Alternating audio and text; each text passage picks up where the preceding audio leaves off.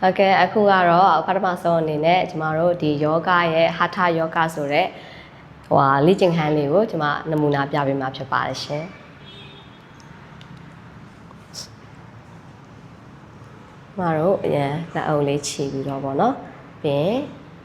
အသက်ရှူမယ်ရှူထုတ်မယ်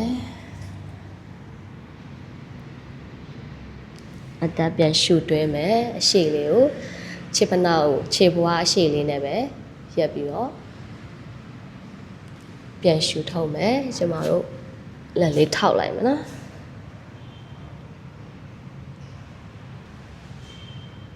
ပြီးရင်ရှူထုတ်ပြီးနဲ့ပြန်ရှူတွင်းရှူထုတ်မယ်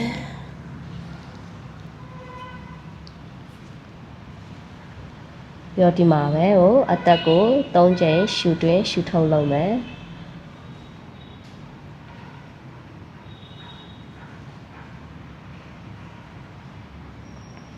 ဒါပြီးခြေဖြားလေးထောက်ပြီးတော့ရှေ့ကိုပြန်လာလိုက်မယ်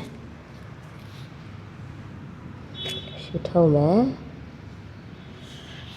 ရှူတွင်းမယ်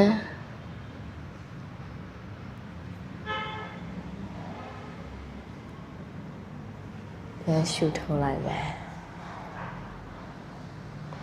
ဟုတ်ကဲ့ဒါလေးကပထမအဆင့်လေးပါ